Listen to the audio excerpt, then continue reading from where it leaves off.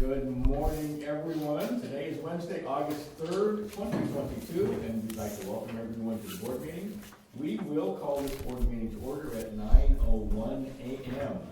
You can join today's board meeting via phone, dial 971-254-3149, conference ID 736-023-979#. Audio capabilities are listen only and offered on the best effort to the public. Our meeting is also live streamed, and you can join us by going online to tctvonline.com and click on live broadcasts. Before we get started, I'd like to remind everyone to please mute your phones. You can do this by pressing *6. Please unmute your phone when your agenda item is ready to be discussed. For those joining via computer, please unmute your microphone and turn on your camera when your agenda item is called. All others must please remain muted with their cameras turned off. Thank you. Public comment. Those intending to provide public comment to the board may attend in person or email submissions to publiccomments@co.tillamook.or.us.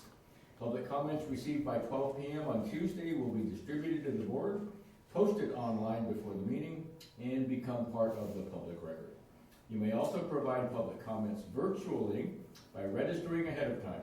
To register, please email, again, publiccomments@co.tillamook.or.us by 12 p.m. on the Tuesday prior to the board meeting. Public comments can also be mailed to the Board of Commissioners Office, 201 Laurel Avenue, Tillamook, Oregon, 97141. For more information on public comment options, please visit the Board of Commissioners webpage. So, do we have anyone signed up in the room, or has anyone registered online for public comments? We do have one. Thank you. Thank you so much. So, the meeting has been called to order. We do request that everyone in the room please sign our guest list. Let's start with the Pledge of Allegiance. Mr. Bell, would you lead us, please? I pledge allegiance to the flag of the United States of America and to the republic for which it stands, one nation, under God, indivisible, with liberty and justice for all. So we do have one person in the room wanting to provide public comment. That would be Pete Steen. Pete, if you can we do it from where he is currently? Yes. Did you want to wait until that item on the agenda that I wanted to comment about? I didn't know if that was appropriate. We normally do public comments at the beginning of the meeting. So if you can please give us your name and area of residence, please. Pete Steen, I live in Cape Mears, and I wanted to comment about item 7 on the agenda, the Memphis boat ramp cleaning. And I had a comment, and then I had some questions that you maybe can answer for me later. The first comment is that, the 5 rivers coming into Tillamook Bay. The northern 2 are rather small. The Kills is a little bigger than the Miami. But the 3 main rivers are the Wilson, the Trask, and the Tillamook, north to south. Those 3 rivers carry the bulk of the salmon runs.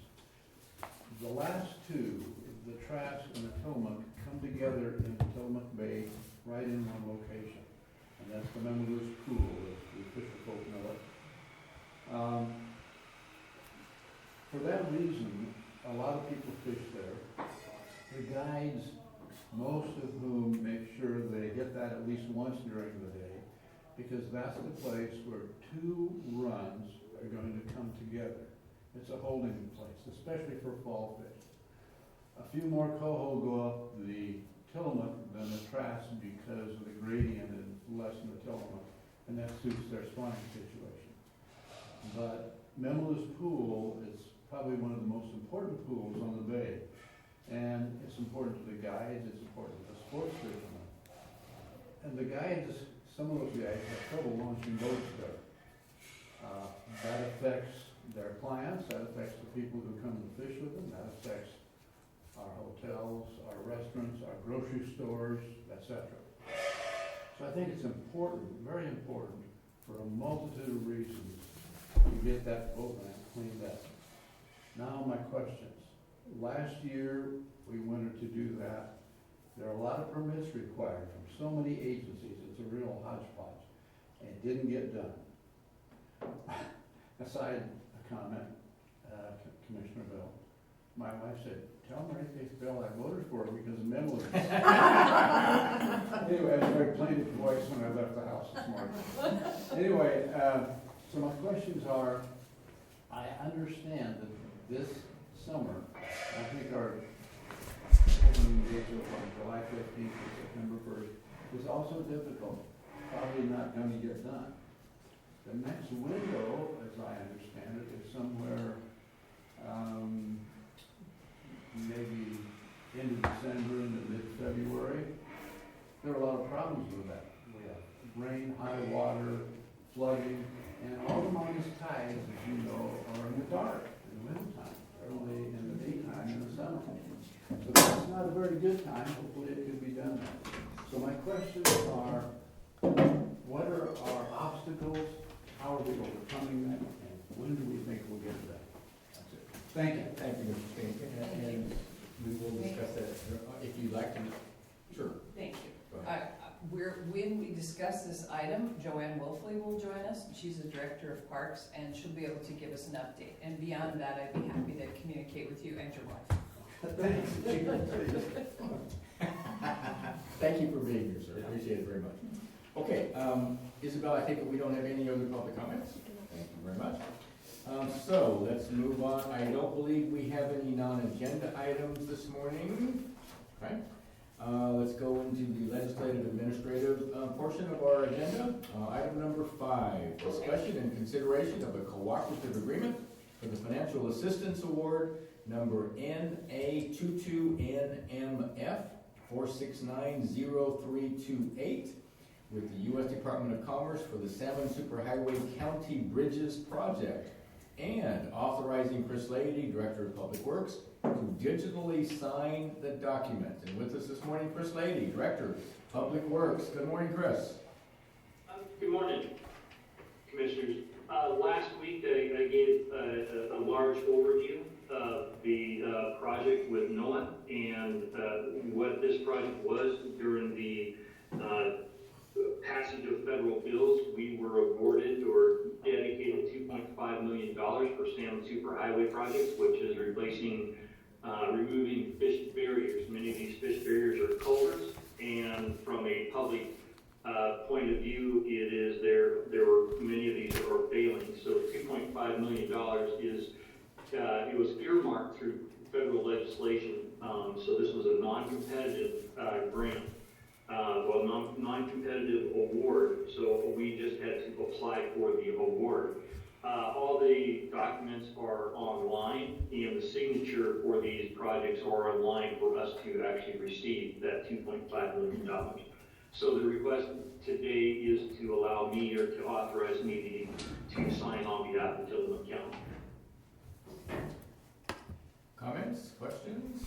Terrific. It's very good news. Agreed. We talked about these last week, a little bit about each project and a little bit more in depth about Salmon Superhighway and the need for this. And so I think, we pretty well discussed it and absolutely am in support. So Chris, I just need to ask one question. So are you trustworthy? Just kidding, Chris. My evaluation's coming up. That's true too. That is true. That is true too. So that was just a joke. I apologize for that. I'm in full agreement here. So I think we're looking for a motion. Mr. Chair, I move approval of a cooperative agreement for the Financial Assistance Award number NA22NMF 4690328 with the U.S. Department of Commerce for the Salmon Superhighway County Bridges Project, and authorizing Chris Lady, Director of Public Works, to digitally sign the documents. I second. We have a motion and a second. Any further discussion? Hearing none, we'll call for the vote. All those in favor signify by saying aye. Aye. Aye, motion passes. Thank you, Chris. I believe you have item number 6 also. Discussion and consideration of an encroachment license for the installation of helical tiebacks on a portion of Portland Avenue right-of-way located at Township 1 South, Range 11 West, Section 25AA, Lot number 10 10200 in Tillamook County, Oregon. Chris? If I may share my screen. Just a moment, we're getting there. So, we were approached by a property owner there we go. So first of all, what is a helical tieback? So a helical tieback is it's a rod that it looks like an auger. So if somebody were to drill fence posts, oftentimes they would run essentially an auger that goes down and like a corkscrew. It takes material and it comes up. When a helical tieback is used, it is put into the ground in order to support a wall. This is one of the mechanisms. So a tieback is really just tying the wall to a slope. So if you envision ice fishing, that would be it would look similar to that, or a fence post digger, or a line corkscrew would be very similar. So we were approached by the owner of the lot, and what you're seeing on the screen this is Portland Avenue. This is the area where those helical tiebacks would be placed. They would be placed under the road.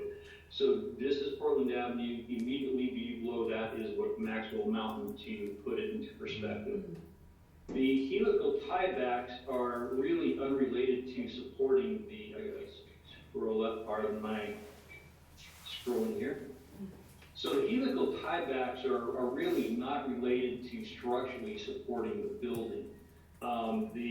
The architect and structural engineer and geotechnical engineer, they would like to see this happen because it supports it. It makes their construction of the structural support viable. It's just one of the mechanisms. And when you look at the helical tiebacks in the wall, it is what they do in conjunction is they stabilize the road. So the road on Portland Avenue is actually stabilized. It is there to provide support to the road. It is not a structural element of the building itself. So this was rather unique, where the tiebacks were actually, and these were these rods that go into the ground, the augers. They go into the ground, and the fins of that auger are basically providing the resistance. The helical tiebacks are under the road, but the retaining wall itself, the concrete element, is actually located on private property. So this went through a two-phase. This went through, I reviewed the structural elements of the tiebacks as a professional engineer. So I've reviewed their factors of safety. And the building department had reviewed the concrete element that is holding the slope back. So what the request is to, pull up another one here. So what you see in this particular case, these would be the fins of the auger, and they are attached to that concrete in order to hold back the slope of the road. So the request was for an encroachment license in order to place these under the roadway itself. It does require license. The license would be renewed annually. There's kind of a different picture as far as helping out the construction of the building. The support for the building is this wall with the toe and the heel of the retaining wall. So that being the heel of the retaining wall and this being the toe of the retaining wall, kind of like a foot. So this holding the slope back allows for them to build this, and that is also on a pier or a pile to support that. So we went through the review, and the encroachment license allows them to place the helical tiebacks underneath the retaining wall. It's an annual license, but the license renews every year unless it's revoked. So the request is for the encroachment license. Wow. Questions? Comments, questions? That is very interesting.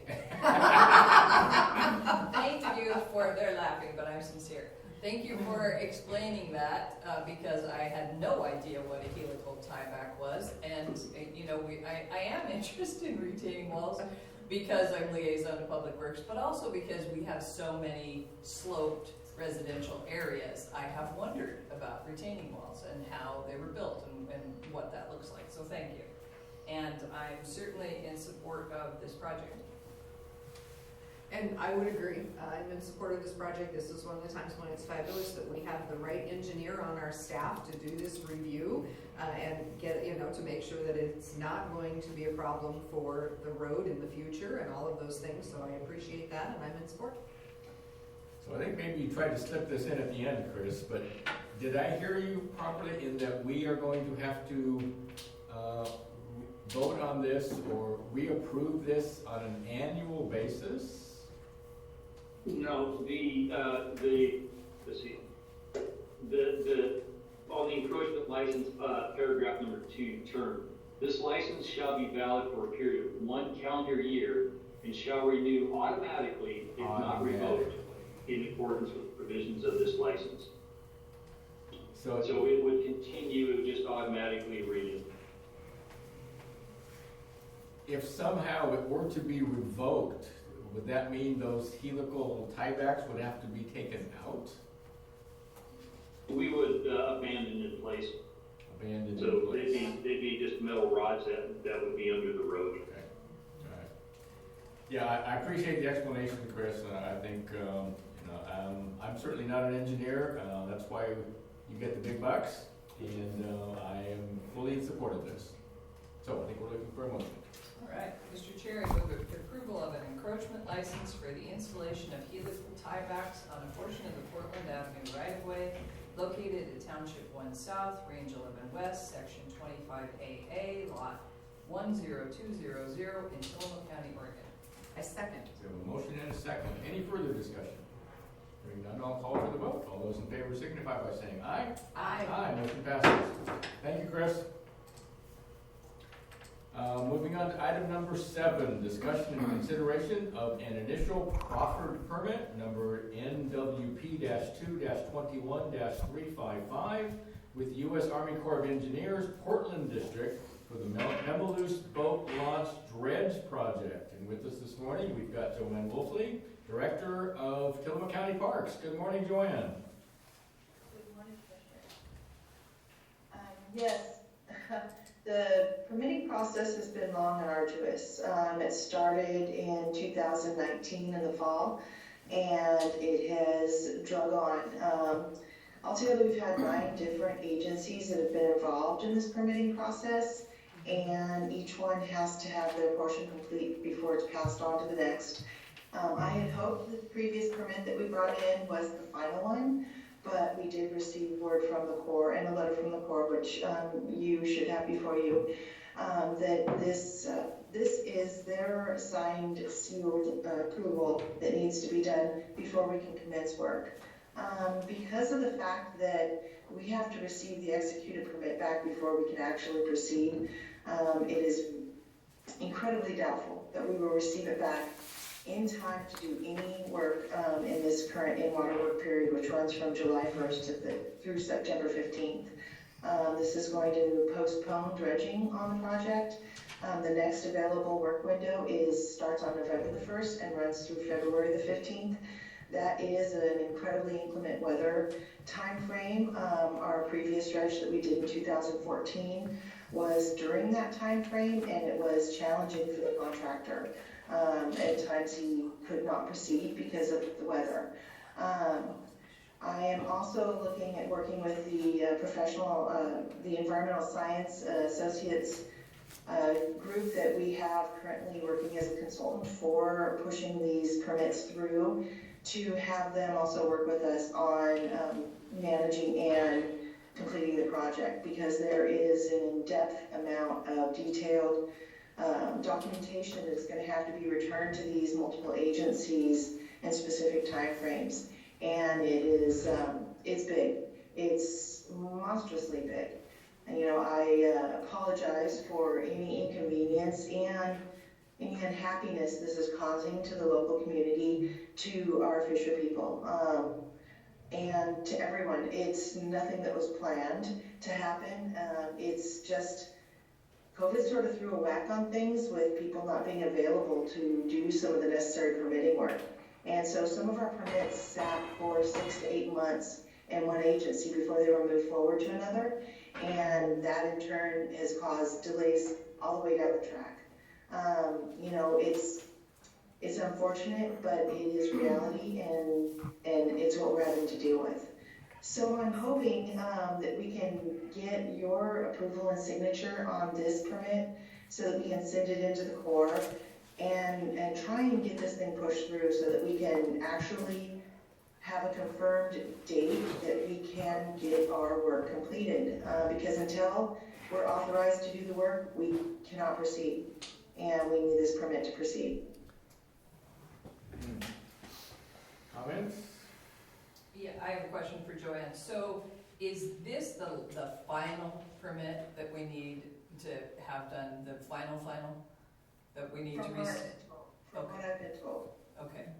And so if by some miracle, the Army Corps signs this permit and gets it back to us right away, is there any chance that we could do the dredging in September? No. Okay, tell us why. I worked with the contractor that previously did the work, and they were very interested in coming back and working for us. They need more of a lead time, and they can't drop everything and come over and take care of us in the time frame that we're looking at. We're gonna have to have a bidding process for this as it is, and just following through with the RFP and the contracting process, there would be no way that we can get them over and have them completed and all the necessary documentation done in time. Okay. Well, I know you're disappointed, as am I, and Mr. Steen's here in the room. You know, I think it's just really unfortunate that the process has taken so long. And you're right, it got delayed by COVID, because I recall that it just got completely stalled out in multiple agencies during COVID when people weren't working in the office. So my apologies also to the fishing community, because we very much hoped that it would be done this year in time for fall fishing. And we've talked about that before, and I feel bad about it.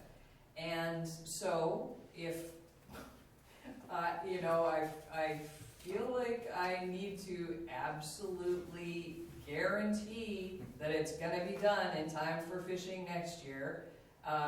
You know, to the extent that it is within my power to do that, it is gonna be done in time for fishing next year, because I feel badly about having said it would be done in time for fishing this year. And additionally, the further forward-thinking hope is that the real issue here is that where the Memaloose boat launch is located, it's shallow and it silts up rapidly. And so, you know, relatively speaking, over a short period of years, because Joanne said the last time we did it was 2014. So, and it's needed to be done now for several years. So within 5 years-ish. So what I want us to look at is planning construction project to move the Memaloose boat launch further out into the riverway where the water is deeper. That'll be a huge project, but if we start planning it now, we can be looking for grants, etc. And you know, it would be really nice if this wasn't our recurring problem every 5 years. Rachel? Yeah, I'd also just offer up, just trying to be optimistic. It appears that there might still be some time for this to happen this year, and I'd be happy to work with Joanne and the consultant. I don't know if an RFP is already ready, but or a call for bids, because we would need to do that. It takes some time to prep that, so we could be preparing that now, attach the permits. And if the permits are forthcoming, we could also release them and award the contract pending a permit acquired, and there might be another contractor out there who could do it in September or in November. So That would be it great. appears we might still want to explore some alternatives. Please. Agreed, it may not be very likely, but so. Yeah, please, thank you. Perfect. Comments? So, yeah, I would just say, I know what you're gonna say. I am in complete agreement with Commissioner Bell. Those of you that know me know that we are a strong fishing family, and that enjoy fishing Rumlows as well, and have strong ties to the guide community. And I know that I will be receiving after this meeting, no doubt, a number of emails, texts, and other messages from the guides to which I am connected saying, "Are you kidding me?" So I completely understand, and I hope that the public understands that this is not a lack of commitment in your local governing board. This is a challenge of the multiple agencies, 9 agencies with which we had to work our way through to get this permit complete. What I will also share is this is a 10-year permit, which does allow us to dredge as soon as we get it back and are able. And Rachel, I really appreciate your comments about let's push this as best we can through our government structure and turn our wheels as quickly as we can to do our best and hope. But just also that this is a 10-year permit, which does allow us to dredge approximately every 5 years as needed under this permit, which could mean 4 years. As I read the documentation, it could mean 5 years. But that we have done our best to set ourselves up for the next 10 years. And I appreciate Commissioner Bell's comments about just trying to find a permanent fix for this problem. And the 10-year permit, once issued, will give us time to work on a permanent fix. So I share my apologies that we have not been able to push this through the 9 different agencies, but I think it just speaks to our challenges in Tillamook County as we are in partnership with our many state and federal agencies. So we'll do our best and work forward from here to try to get a more permanent fix.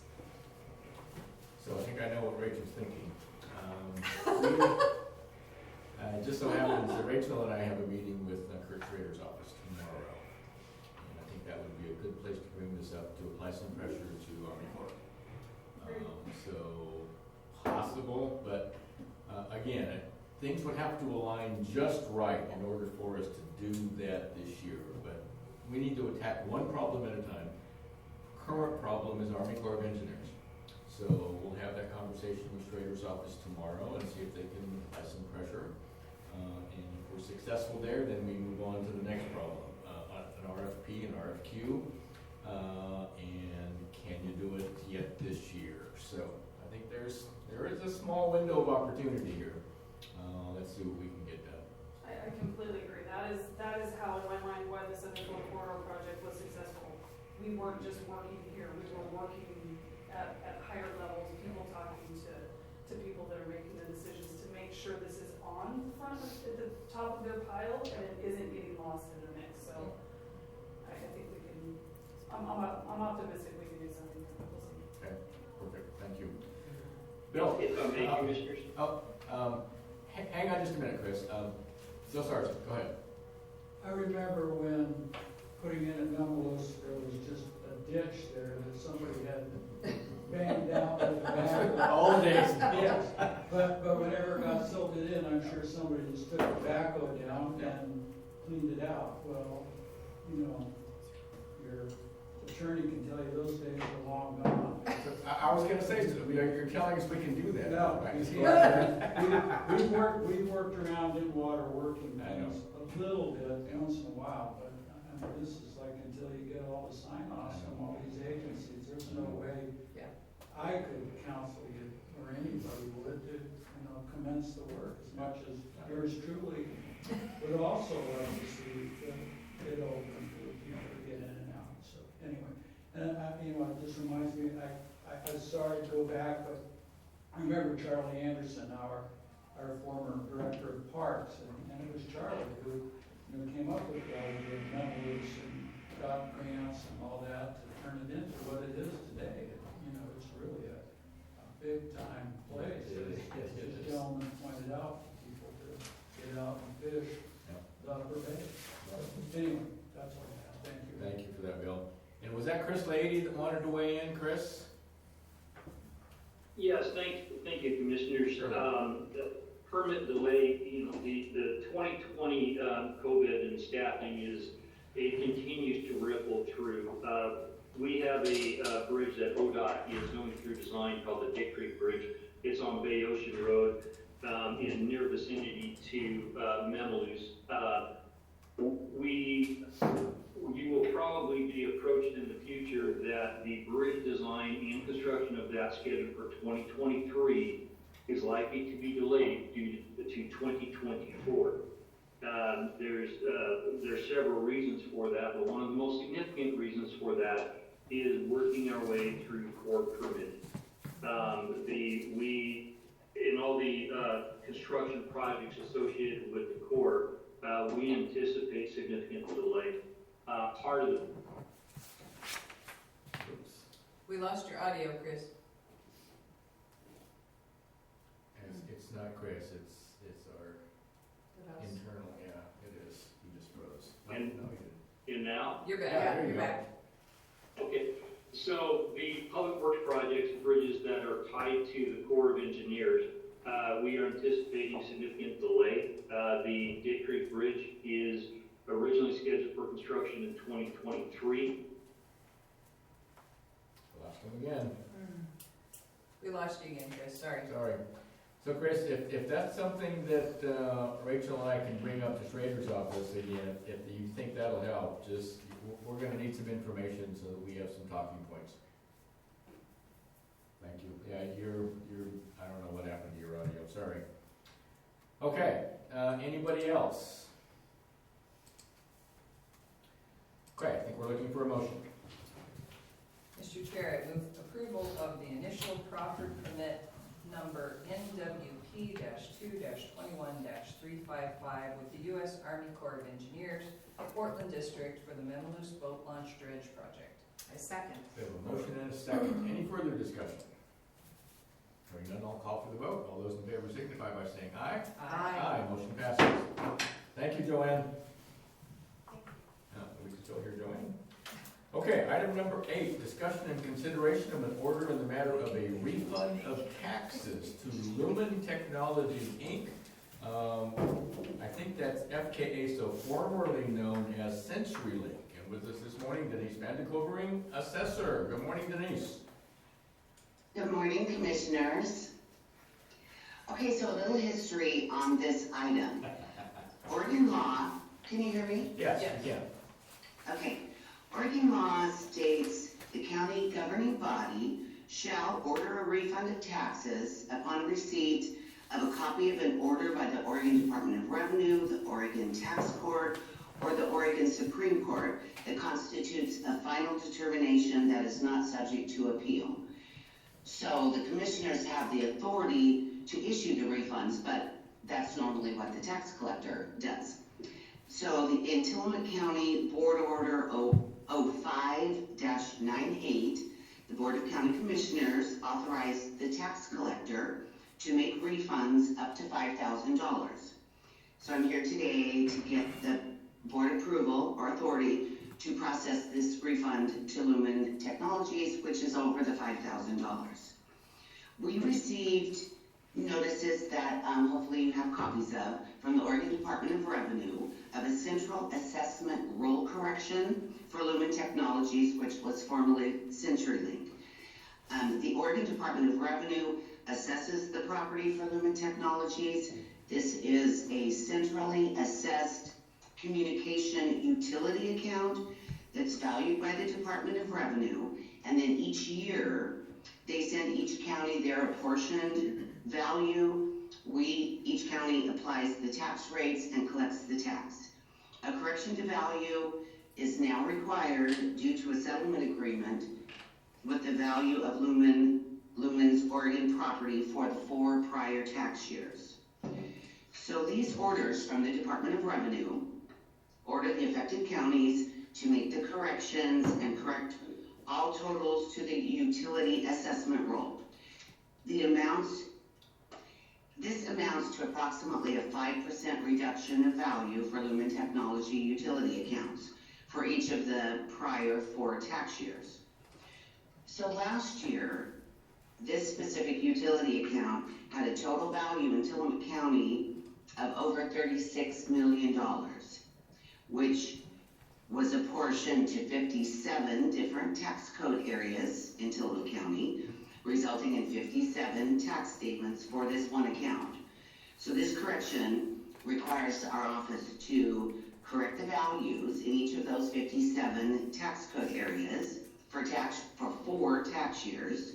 Then we have to do a tax voucher for each tax code area to correct the tax, taking into account the 3% discount that was received as they paid in full by November 15th, and then calculating the statutory interest at 1% per month from November 15th due date or the payment date, whichever is later. So we have processed the value corrections and will soon process the tax corrections. CenturyLink, now Lumen Technology, originally wanted a 60% decrease in value. They stipulated to 5%. So my best estimate is a tax refund for the 4 years of approximately $80,000 and another $23,000 approximately in interest. This seems like a lot, but if they had been successful in their case with a 60% reduction, the tax alone would have been about $1 million. So the order says, the Tillamook County Assessor / Tax Collector is authorized to proceed with this required correction referenced above, calculate the tax refund, including statutory interest, make necessary adjustments in the tax office records accordingly, and then forward to the treasurer for payment of the refund. The amount of tax and interest to be refunded to Lumen Technologies Incorporated for all 4 years is estimated to be approximately $103,000. Wow. Wonderful news. I'm sorry, Denise, as you were describing that process, I was just thinking, oh, what a mess, that's horrible, I'm sorry you had to do that. Thank you for your work.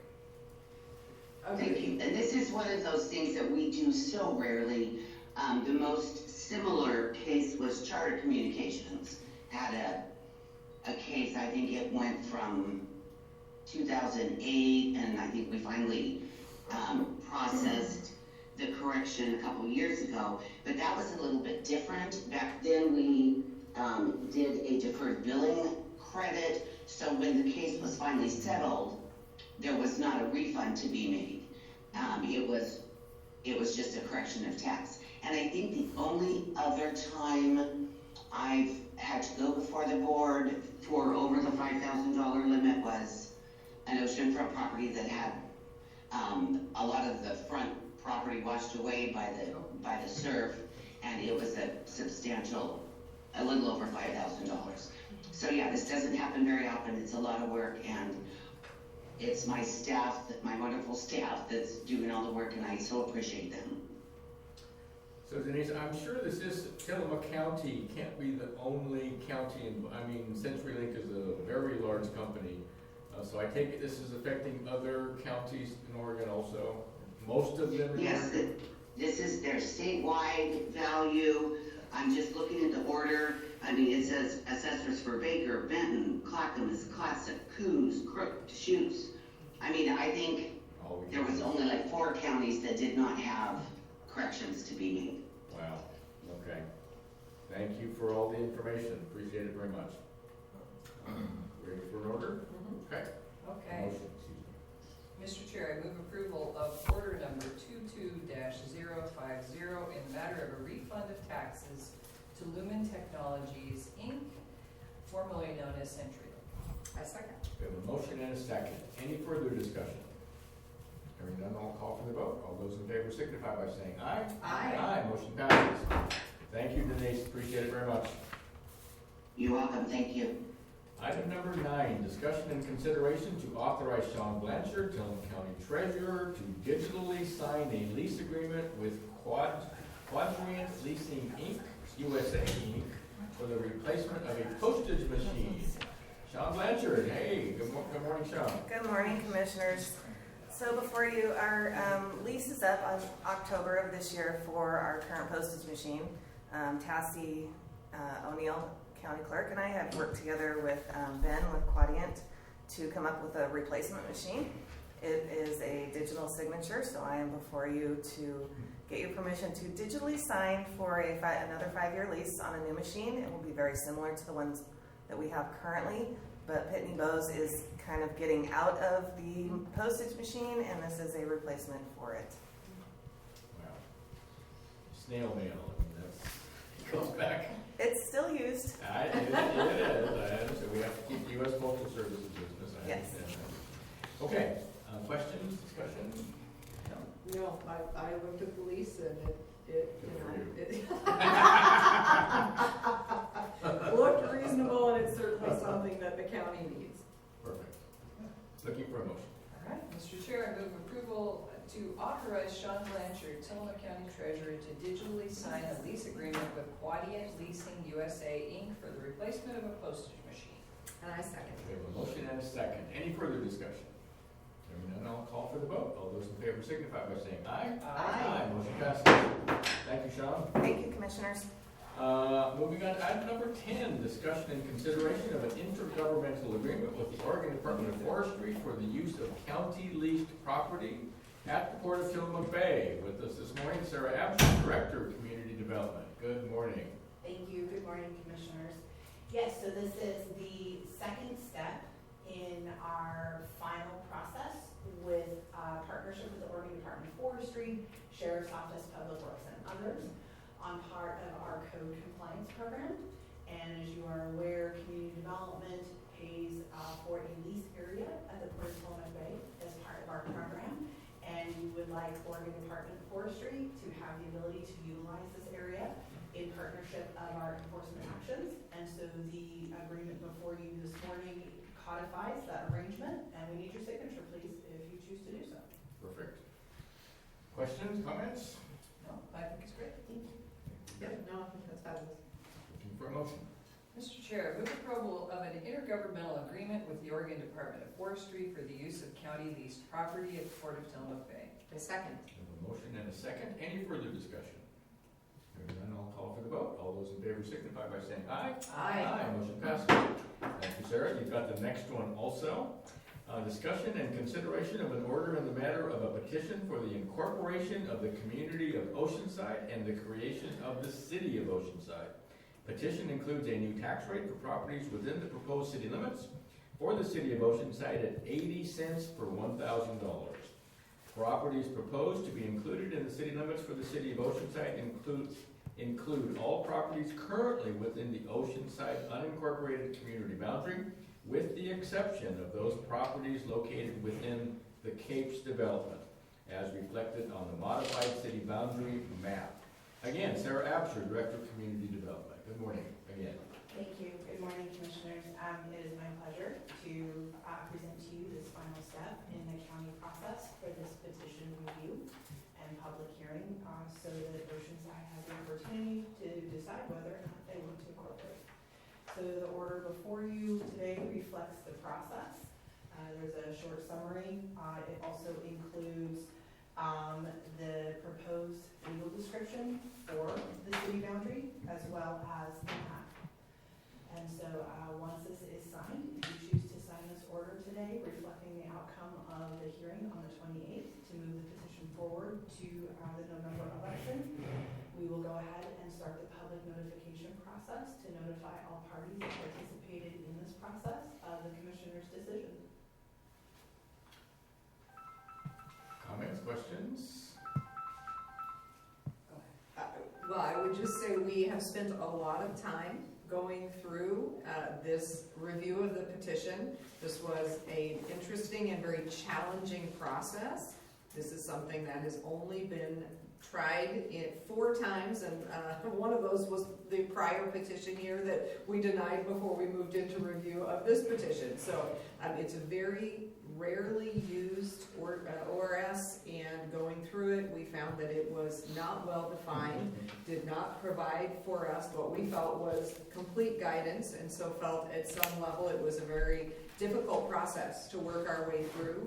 And I think we had 3 hearings in the go-around for the petition we did approve. And I said this at the hearing in which we made our decision, and I will say it again. There is an ORS process that guided us, albeit not as clearly as we would have liked, but it is not the commissioner's decision whether Oceanside should or should not be a city. It is the commissioner's decision whether or not the petitioners brought forward and went through the process as spelled out in the ORS and met those requirements. By meeting those requirements, the commissioners are not deciding that Oceanside will be a city.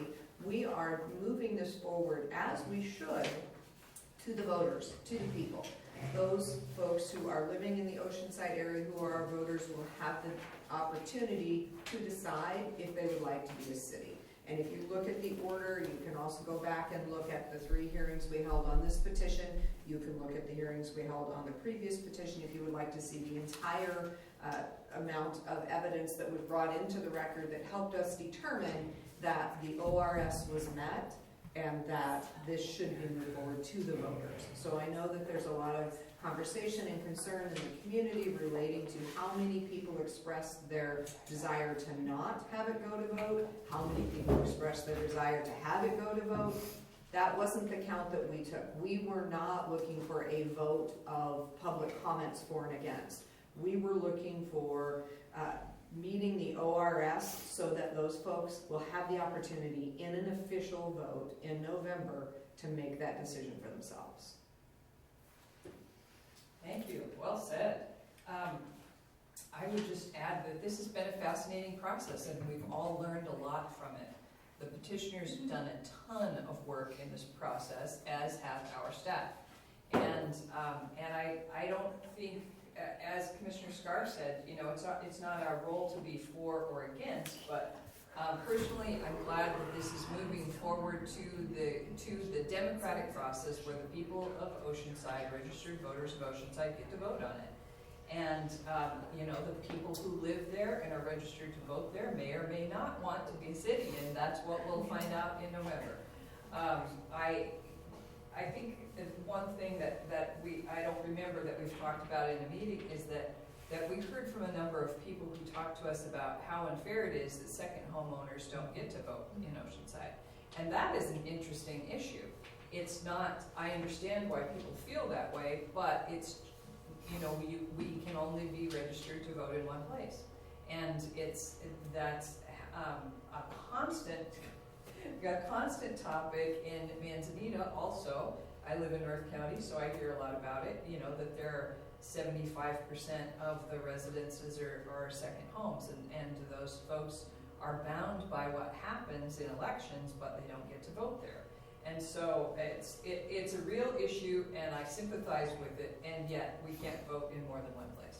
And so I will be very interested to see what happens in November, and I think a lot of other small communities are following this with great interest to see whether or not this is something they want to do, and I think that you know, to the extent that a community wants to be self-actualized, if you will, and become a city, and they're willing to make the investment and do all the work, then, you know, it's not for us to stand in the way. It was just for us to determine if the application was feasible. Perfect. Doesn't leave me much to say. Commissioner Scarr and Commissioner Bell really spelled it all out. The one question so I know since the last hearing, which was last Thursday, so less than a week, this legal description of city boundaries was done, and I'm sure community development and Mike Rice probably had a hand in this. So there were so many people involved throughout this process, 2 processes. So I want to thank Jerry Keene, he's with us today, and so many residents of the unincorporated community of Oceanside have also done so much work on this. Our county staff has done, again, since the first of this year, has done so much work on this. We're talking community development, we're talking the treasurer's office, we're talking the clerk, we're talking tax and assessment, we're talking public works, we are talking our surveyor, our county council. I mean, we have so many hours invested in this, but I think we got to the place that we needed to get to. again, it's not our decision as to whether Oceanside should or should not be incorporated. We feel that all of the materials presented by us and worked on by so many people have made our job so much easier. We certainly could not have navigated this without all of the departments and all of the people working in Oceanside to bring this before us. So I think we're in a good place, and I, for one, I'm glad it's over. But at the same time, it's not over. And now it's in Jerry's hands, and he's going to have to take this to the voters and see what kind of a decision we get from the voters of Oceanside. So, with that, I think we are looking for a motion. Mr. Chair, I move approval of an order in the matter of a petition for the incorporation of the community of Oceanside and the creation of the city of Oceanside. Petition includes a new tax rate for properties within the proposed city limits of the city of Oceanside at 80 cents per $1,000. Properties proposed to be included in the city limits for the city of Oceanside include all properties currently within the Oceanside unincorporated community boundary, with the exception of those properties located within the Capes development as reflected on the modified city boundary map. I second. We have a motion and a second. Any further discussion? Hearing none, I'll call for the vote. All those in favor signify by saying aye. Aye. Aye, motion passes. Thank you so much. Moving on, item number 12, discussion and consideration of an order in the matter of the appointment and reappointment of members to the Fishermen's Advisory Committee for Tillamook, which is also known as FACT. Yeah, I will be handling this one. Due to COVID, our FACT committee has not met much in the past year and a half, but it is time for them to become re-energized. This is the appointment and reappointment of members to the FACT committee. There are, unfortunately, we've had we've had a couple of members pass away on this, and others that have just can't do the work that they used to do. Others that maybe don't want to do the work they do. But what we're doing today, we are, hang on just a minute, let me get this correct. So we have 3 current members of FACT that are willing and qualified to be reappointed. They are Linda Buell, Kelly Barnett, and Gus Meyer. There are also several vacancies currently on the Fishermen's Advisory Committee, Tillamook. And so we willing and qualified to be appointed to FACT are Tamara Mottner, Jeff Raines, and Scott Browning. Those remaining on FACT are Joe Oakenfeld, Mick Buell, Lance Fletcher, Joe Watkins, Ray Monroe, Doug Creasy, Jeff Volkema, Norm Shattuck, and John Holloway. They are willing and qualified to be reappointed. And this is a very difficult committee to fill because each person here has to represent a certain part of the fishing industry in Tillamook County. So it's very difficult to do. I appreciate all the work that has gone on behind the scenes to find all of these people to be reappointed and reappointed to FACT. This is an important part of our community, and we appreciate all the work that goes in from FACT. When they were meeting, I used to attend as many of these FACT meetings as I could. And I'm looking forward to our first meeting in quite some time coming up once we get all of these appointments made. So I think I have represented all of this properly. Is that correct? Am I looking okay? Good. So any questions, comments, concerns? I'm grateful to all those folks who are willing to serve. Thank you, and I look forward also to the reconvening of that. Agreed. Okay, so I guess we're looking for a motion. Mr. Chair, I move approval of an order number 22-051 in the matter of the appointment and reappointment of members to the Fishermen's Advisory Committee for Tillamook. I second. We have a motion and a second. Any further discussion? Hearing none, I'll call for the vote. All those in favor signify by saying aye. Aye. Aye, motion passes. Thank you. Item number 13, discussion and consideration of modification number 2 to professional services agreement number 6122 with Murray Smith for the Pacific City Woods Parking Management Plan Design. And Rachel Haggerty, Chief of Staff. Good morning. Good morning. The title of this contract really should say Kiwanda Corridor Project, but we didn't have the name when this contract was signed, Sure. because this was coming out of the parking management plan. So before you is a modification with Murray Smith that does two things. One, it extends the term of the contract from July 31st through September 30th this year, and adds $102,110 to their contract. So, as I've been providing updates for this project, you know that they have been spending an extensive amount of time beyond what was anticipated in community outreach and revisions, all with the goal of ensuring that this plan was very well vetted. We could have stopped a couple of months ago with the county's preferred concept plan without doing all of the one-on-one stakeholder outreach, the larger community open houses, and move forward with a plan that had a vision, but when we went into engineering, we would have been paying for this all over again. So in essence, we kind of furthered the elements in the plan further than we would have. And so we would have paid for this eventually, we're paying for it more in this phase. And so this is essentially a cleanup modification. We've known these expenses have been accruing, and I thank the board for giving the project team and I liberties to spend this money, knowing that we were trying to communicate with the community and have a community supported plan. So the split between the 102 is about $21,000 to the Parks Department, and I've given the director a heads up that will be, because they have been funding a portion of every invoice that comes in from Murray Smith as it relates to the Web Park relocation element. And then the other $81,000 would be split between the parking fee revenues and TLT. To date, it's just been coming out of TLT. I can continue to do that. I don't know if it really matters either way. We have money in both buckets, and we'll be talking at a later date when I present to you Murray Smith's engineering modification that will be the next phase of this for the Cape Kiwanda parking lot.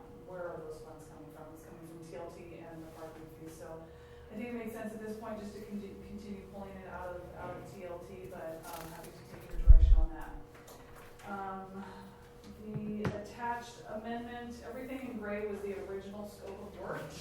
There's a lot of strike-throughs because we've been working on this a year and things have just changed. But the noteworthy changes are the project management team meetings. This is a very complicated project, and myself, Nick McMurtry, and Brooke Wintergreen have met, with a few exceptions, every single week for the last year, moving all of these pieces forward.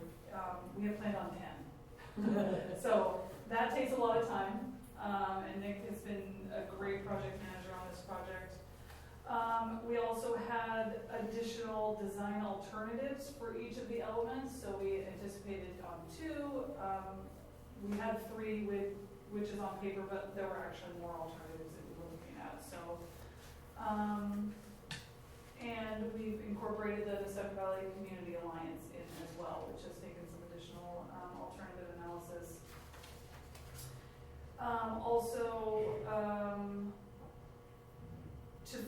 To facilitate budget planning to move forward into construction, we've asked for, and the county budget process, they prepared construction cost estimates for us for some of the alternatives that wasn't anticipated in the scope, and it takes quite a bit of time. And then, pretty much as soon as we signed this contract a year ago and we started scoping and we started diving into the logistics of how we were actually going to carry out the public outreach, it became very apparent that it was way beyond my time or Sarah Absher's time, who was going to be doing it as well, or Brooks, to do this. And so they had a professional on their team who has been leading the outreach, and so that took on more. And then I think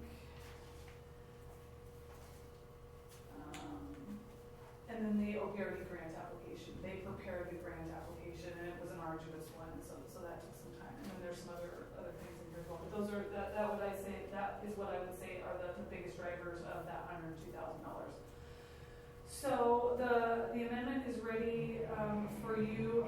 Since I have you here, I would also like to ask for your permission to proceed with something. As you know, we are knee-deep in some convoluted negotiations with an adjacent property owner for one of these strategies, and it is going to take a long time to get any kind of verbal negotiation completed and a subsequent written negotiation completed that would lend itself to an agreed upon strategy that would go into the preferred concept plan. I'm now concerned that that's going to hold up the preferred concept plan, and the path that we're running down is these conversations for that strategy need to happen anyway, and they will. But over here, we don't have an adopted plan, yet we are proceeding with planning a modification and construction for another strategy, which just kind of gets a little messy. And so with your permission, I would like to explore with the team proceeding with the adoption of the preferred concept plan with the current draft of that alternative that we're negotiating with the landowner. Yes, this is a visioning plan. All the other ones are further along and generally agreed upon by everybody. But there's a disclaimer on the whole plan. When we get into engineering design, some of those things might change. This one is a little bit different. There needs to be a bigger disclaimer on this other strategy that it's not necessarily agreed upon by the landowner yet. There's a lot more negotiations that are still ongoing. And so I'd like to take that approach so we can wrap up the work that you're considering today that is through this modification, present the concept plan to you this month, call that a day, and then we move on with the modification. But just know that the landowner, this just came up last night after I was thinking about this more following some meetings yesterday and Monday. So I haven't even presented this to the landowner yet. It might not be well received, but that would be my recommendation to you at this time. So if you're supportive of that, I will continue down that track and wrap this up. So, your consideration. There's a lot to this. Comments, questions? I am supportive. I'll just start with your final point. I am supportive. This is a concept plan, and I think people will understand that, we certainly understand that the concept may change if the particulars change. But I think it makes sense. It's logical to move forward with adopting the concept plan. And it's a beautiful concept plan, so, congratulations to getting to this point, and thanks to you for a ton of work, heavy lifting, for leading this project. And thanks to Brooke Wintergreen also, and it was, I want to give you credit publicly for having the epiphany a year or so ago when you said, hey, there's so much going on here in Pacific City, we really need to have one concept. We need to have a community concept and a community design rather than one-offing these different projects. And that was brilliant. So full credit to you and for thinking it up and for shepherding it to this point. So thank you for your work. Yeah, and I would agree with Commissioner Bell 100%. I think moving forward with the concept plan is the right thing to do. It is exactly that, as she stated, as you stated as well. It's a concept plan. It is not 100% committed to. It is our best thinking at this time. It's what we are working toward, and knowing that concepts sometimes have to change based on reality on the ground. So I think it is time, however, to check that box and say, yeah, we have a dream and we're doing our best to move forward toward it. So I think that's fabulous. And I appreciate the extra work done for the community outreach piece of this, and really working to engage with the community to get to this concept plan, so that it was not the county coming in and saying, here it is, but really it was worked through with the community.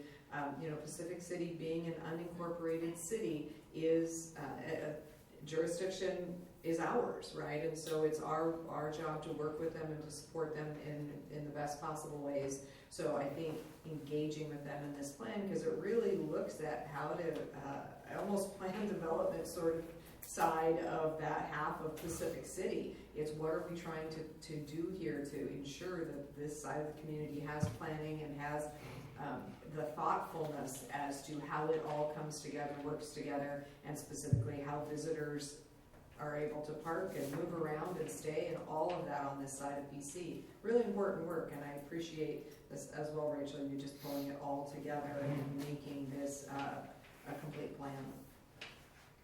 And I concur with everything that's been said to this point. This is a very complex project with so many moving parts that continue to change on a regular basis. I don't see how Rachel's kept up with it all, but as she always does, she's done a terrific job.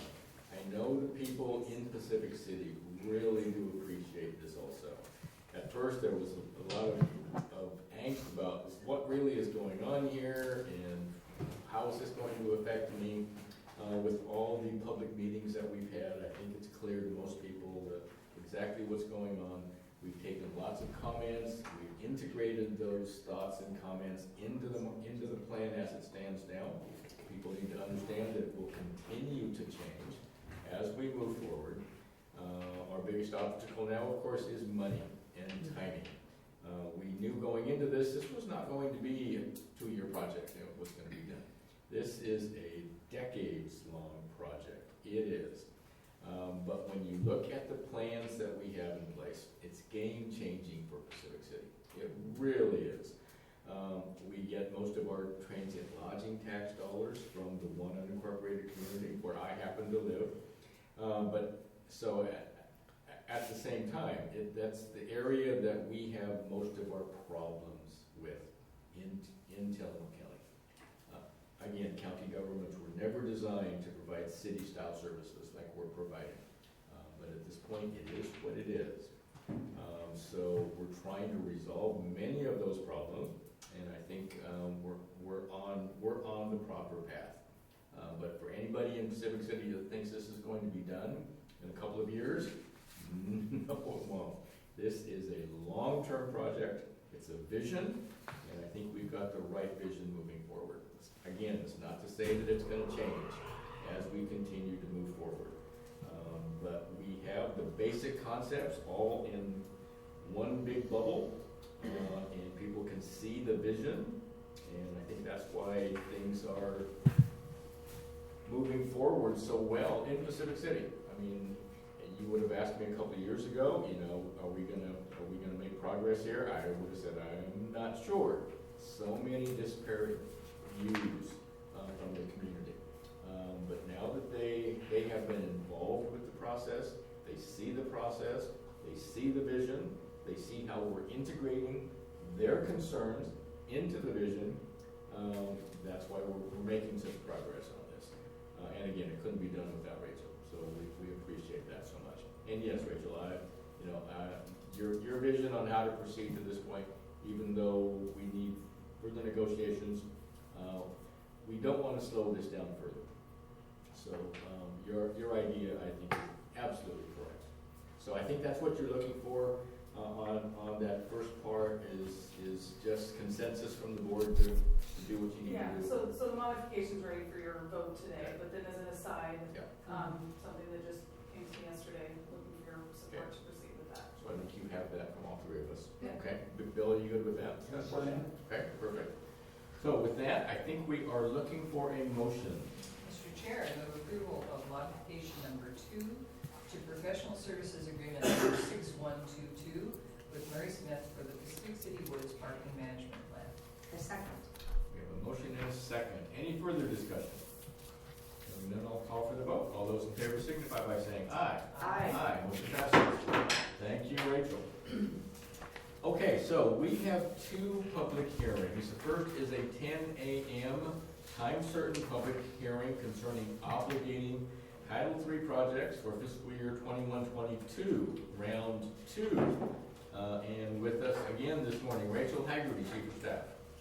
This will be my last, hopefully, well, actually, no, we gotta do our SRS elections in September 3rd, but we are concluding the whole procurement solicitation process for round 1, round 2. Today is your final motion for awarding projects. There's still agreements forthcoming, but you won't get the whole spiel of timelines and all of that.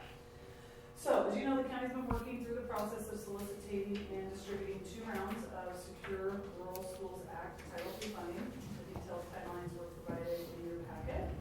On July 6th, following a public hearing, the board unanimously voted to approve round 1 funding for the Sheriff's Office Fort Raptor in the amount of $52,000, and the Oregon Department of Forestry's Tillamook County Yard Debris Program in the amount of $49,000, for a total award and maxing out the funding available for round 1 of $101,000. Today is a public hearing to hear public testimony on the Title III projects submitted for fiscal year 21-22 round 2 funding. There's $70,897,000 available. You've received 4 applications. One from the Sheriff's Office for Search and Rescue ATV in the amount of $14,500.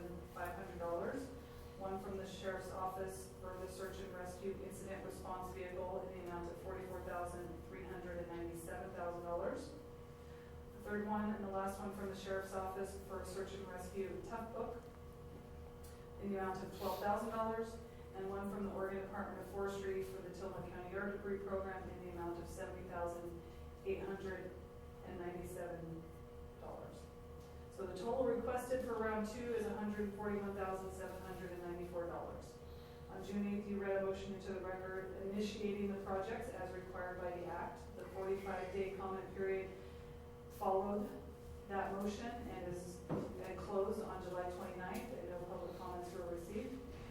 Following the public hearing today, you will deliberate and read the motion provided to you. You'll read it into the record to obligate the Title III funds. The motion provided, you will append with the specific awards, just like you did for round 1. Recall there are 4 authorized uses. 1, activities under the Firewise Communities Program with the intent of providing homeowners in fire-sensitive areas with education and assistance to reduce the risk of wildfires. Search and rescue and other emergency services, including firefighting and law enforcement patrols on federal land as defined by the Act. Training costs and equipment purchases directly related to those emergency services, in developing and carrying out community wildfire protection plans, and as you know, the Oregon Department of Forestry has completed the 4th one. So I have a summary in your packet of what's left to discuss, and I also provided some additional information from the U.S. Forest Service website about Title III eligible activities and lands that the federal lands that emergency services can be on. So with that, happy to take questions or at this point, and then you can open up the public hearing. Questions, staff? I have a question of Bill. So I read an email from you, Bill, saying that you had looked at the Sheriff's Office grant applications, and a couple of them you found did not meet the qualifications for Title III. Mary Faith, I certainly have some concerns if we don't, the tough books and the incident command vehicle. I know Sheriff Brown maybe tried to clean it up a little bit, but it seemed like honestly a stretch to me to think that they would be used, within the National Forest system. Incident command vehicle, I presume, is something that would be used everywhere in the tough books. So the ATV I know is used at Sand Lake, so I don't have any heartburn with that. So yeah, I think if somebody from the government came along and looked at it later on, it might be a difficult hill to climb to argue that these meet the parameters of the Title III protocols. Thank you very much. You're welcome. Any other questions? That was going to be my question. Thank you. Okay, so at this point, let's open the public hearing. And so we're going to start with public comment. Is that correct? It's public hearing, so. Okay. Public comment during the public hearing. Yes. That's for me. Yes. Okay. I see we have Ed Walmart with us this morning. Ed, did you have a comment you wanted to make? I'm just here to answer any questions that the commissioners or public have, and just appreciate the constant support for your funding. We've had this program in effect since 2013. It's been outstanding with folks being able to clean up their backyards and have a place to take the debris without bringing it during fire season. So thank you. Thank you, Ed. Sheriff Brown, are you on the line? He's not? Oh, there he is. Oh, yeah. Hey, Sheriff. Good morning. So did you have some comments about county council looking at the incident response vehicle and Tough Books as possibly not meeting the requirements of Title III? Yeah, I did, and I responded to that, and I guess I'm a little bit confused, and maybe I wasn't clear enough on their use, but, you know, just to give you an example, well, you know, National Forest or federally owned forest land is the largest landowner in our county, I believe, so we have plenty of activity on those forest lands. A handful of years back, during the hunting season, on Service Road, Forest Service 12 Road, I believe it's 12, it's the one that goes between Slab Creek and Highway 22. It's maybe 20 miles long, something like that. A lot of hunters from the Sheridan or Willamina area will come over and hunt that road. And in this particular case, a son and a father had gone hunting. The father did not return when he was supposed to, and it ended up turning into a 2 or 3 day search. And during that search, the incident command vehicle that we currently use, which is outdated and insufficient, hence the reason I'm trying to find or a new one or upgrade the old one. That incident command vehicle was brought on scene and played a critical role in that search and rescue on federal land. It's not as simple as just showing up and saying, go hike. You know, they send out missions, they track all the missions, they give teams assignments. You know, obviously all the water and food and snacks and sustenance is all there. It's used for storage of generators, tents, repeater equipment. It has plugins and power to it so that all the computers that can be put in, and search and rescues are a significantly, well, there's a lot more tasks than just getting out there. And in the bigger search and rescues, especially the ones that go multiple days, that trailer is brought out and used specifically for management of those large search and rescues. And as far as the Tough Books are concerned, as I mentioned in the email, SARTOPO is a statewide, if not larger than statewide, I'm not sure how many other states use it. That is the program that is used by Search and Rescue to map and log and document all of the activities that go along. And our deputies use that program. The downfall is that the computers, the Tough Books that we use now, which are installed in our vehicles, they do not have enough storage or enough RAM or enough power. I apologize, I'm not a computer guy. I have discussed this with IT. They're aware of what's going on, but essentially because there's not enough power to run that SARTOPO program, they crash, effectively making the SARTOPO program, you know, unusable in these scenarios. So we need more powerful Tough Books in order to properly, you know, function as a search and rescue program, and that's where these come into play. And of course, you know, search and rescues happen on forest land, they happen at Bay Ocean, which is county property, and they absolutely happen on forest land simply because we have all of that going on here. So their use is very much search and rescue specific, and it is very much used on forest land. So I don't know if that clarifies things at all. Again, I'm a little confused why it would be a tough sell, because that's what they're specifically used for. We're not asking that the Tough Books be upgraded for every vehicle. It would only be for SAR coordinator vehicles, so that when a SAR search and rescue does come out, they can access the SARTOPO program. And then, as I said, when you get into bigger search and rescues, that's when the incident command trailer comes out. It's actually, and I dubbed it as the incident command trailer, but realistically, it is the search and rescue incident command trailer. So, I don't know if that clarifies, but hopefully it does. So, quick question. So, on round 2, your search and rescue incident response vehicle, that's actually a trailer? What we have now is a 20-foot long cargo trailer. It's just a standard box trailer. Yep. And that's what we currently use. It half of it is for storage, and half of it is is the area where we try to, map everything out. We use the walls, we there's microwave coffee, there's a table, there's computer setups and things like that. That trailer is not efficient in any way, shape, or form. And originally, I thought that it would be a good idea to have a self-propelled vehicle.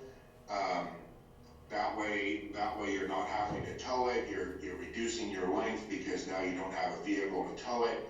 But I think the reality is that a vehicle like that is probably not going to be cost effective. And so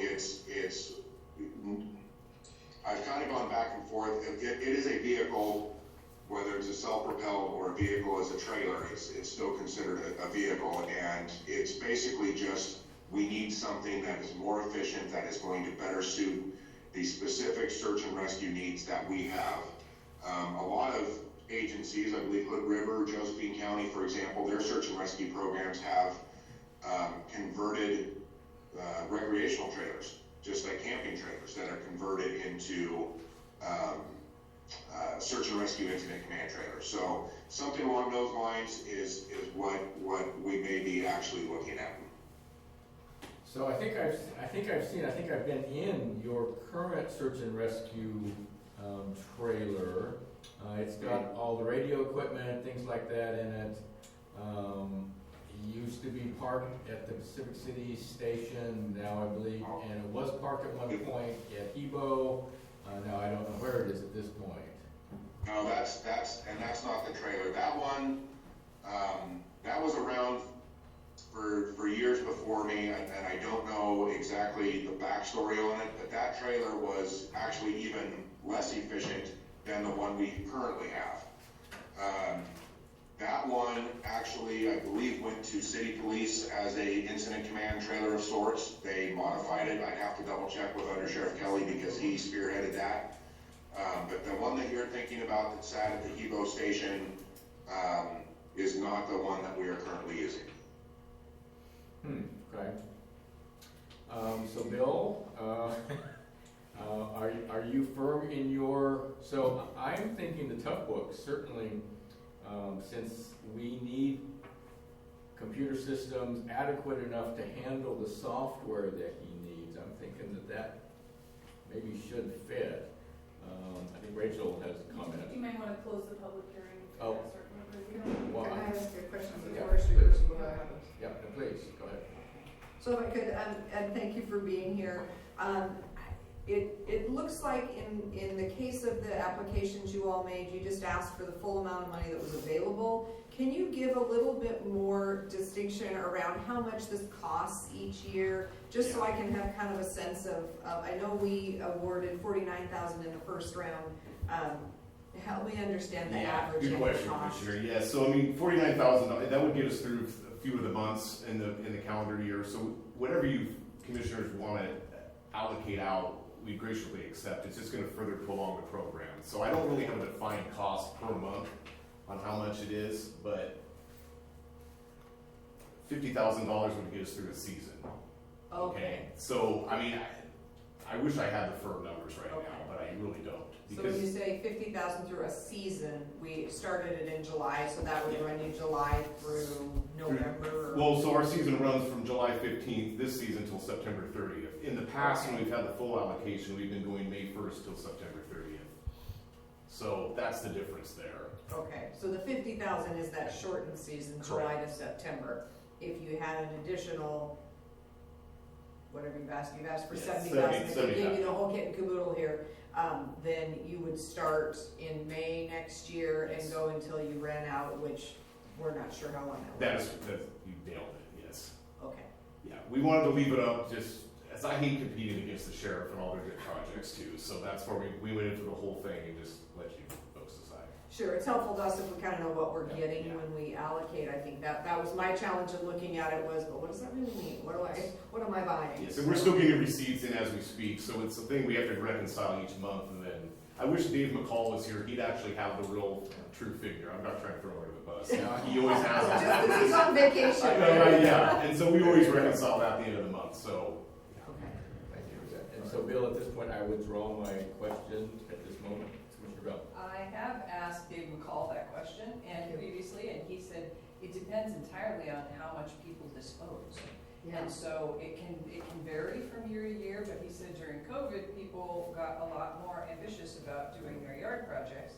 And also there was an increase somehow related to wildfires, like maybe people became more conscious of, I want to get all this flammable material out of my yard, and so it can, it shifts depending on the use. So I do have a question of the sheriff. So Sheriff, the Ford Raptor, what are your plans for the Raptor was in the first round? Well, actually, if I can address the round 2 funds real quick, as we're talking about the 70,000, because Aaron had asked about us asking for the full amount, and is there any room or how that breaks down. What I can say is that most of those projects, we underestimated or I believe that the actual true costs are going to be higher than each one of those individual projects, which we have search and rescue funds to help make up that balance, and it was our intention to do that. So I do believe that we are under what I believe the actual costs are going to be, and we tried to purposely keep it under, knowing that we would have to come up with some of that cost through our search and rescue fund. That being said, I also want to be a good partner, and I know the Firewise program is a very beneficial in the yard debris. We currently have a trailer. It is not the best, and we do need to do something eventually. But if we need to nix that $44,000 for the trailer or vehicle, being a good partner, I would be okay with that. We can make do. The ATVs and the tough books I'm pretty strongly pushing for those, because those are actually very much needed. So if it helps and we need to break the money down a little bit, I think we can survive on the trailer portion of it. David, to answer your question on the Raptor, I actually talked with Under Sheriff Kelly today.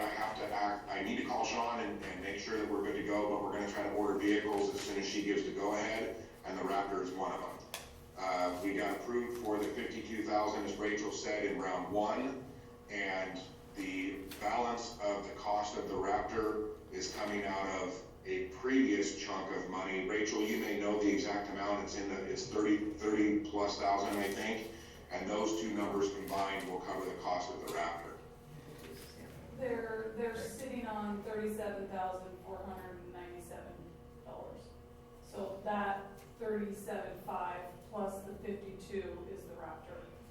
So that 37.5, that's in their vehicle? No, that's a prior Title III agreement. Current Title III agreement. Former Title III. Yeah, that's Thank you for that. from Okay, thank you for that. 1819. Okay, thank you for that. Okay. And that plus the $52,000 is meant to cover the cost of the vehicle, the upfitting, which is the radio, lights, etc., and of course graphics. Okay. So do we have anyone else online that would like to provide public comment?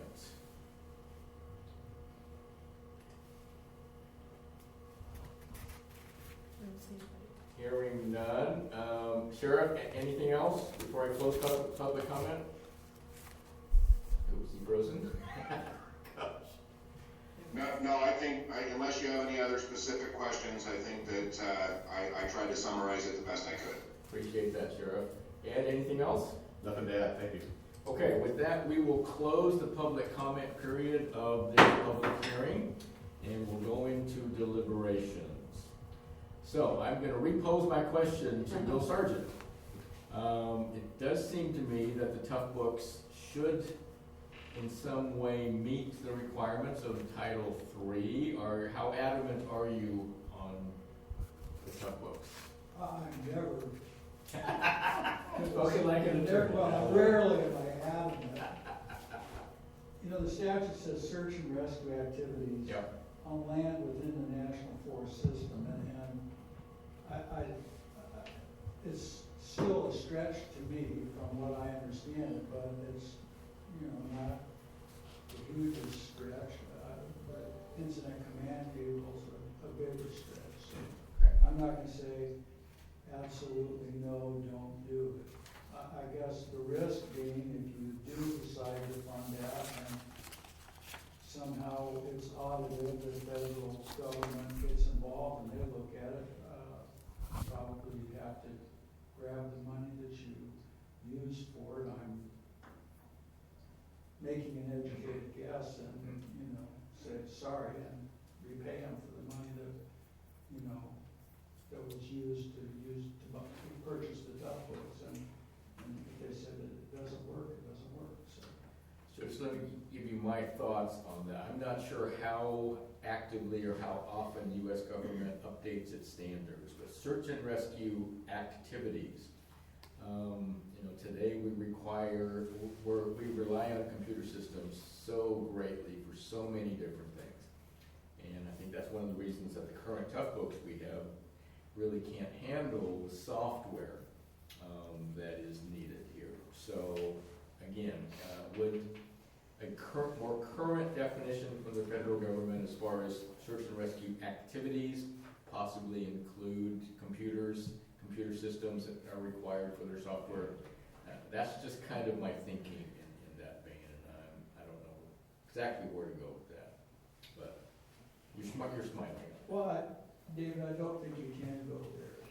I'm sorry, I don't think you can. I think it's got to be for activities, within the National Forest System, and whether a computer's for activities within the National Forest System, well, maybe it is. I go hunting too, and I sympathize with the sheriff's discussion about the man and his son who got lost in the woods. I've been out there wondering how I ever got in the middle of wherever I was and wanting somebody to, be there to help me. But, I'm on state forest land 90% of the time that I'm hunting, and I'm guessing that the tough folks would be part of the operation to get Billy out of the woods. So, that's my concern.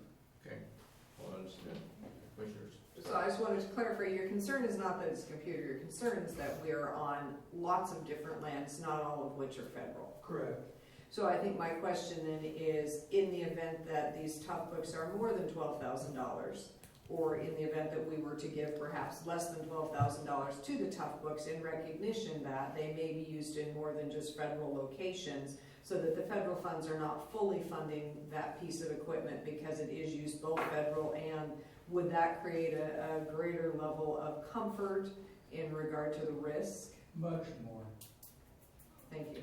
So I think what I hear you saying is that with the discussion that Sheriff Brown just gave us about his cost estimates are low, but he's got other search and rescue fundings available.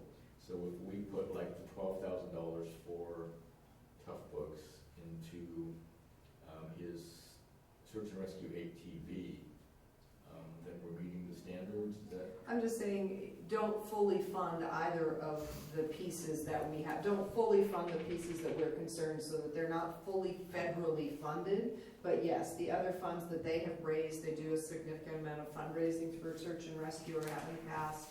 Those funds then don't have the same sets of strings. So if you were to fund the tough books half with the federal and he was to use half of his other funding, that then makes a defensible argument that says we are not looking to the federal government to fund these for their use in other areas. We have created a blended funding stream that includes federal in recognition of the fact that we use them on federal lands and includes local in recognition of the fact that we use them on state and local lands. It just creates a defensible argument should the federal government come back and look. So I was clarifying if that would make Bill feel more comfortable in our risk profile, and it sounds like it would if we had that blended funding. So we might blend the funding for the SAR ATV and blend the funding for the tough books. Maybe we give him 75% of what he's asked for on each of those, recognizing that he would make up the rest with other funding, which gives a blended base. But it's just one strategy we can think about. Thank you. Rachel, you had your hand up? Yeah, it was along these lines. It's not the what we're purchasing. All of these are eligible purchases. It's the where. And we've purchased search and rescue things in the past, but they've largely been for Sand Lake, which is solely federal.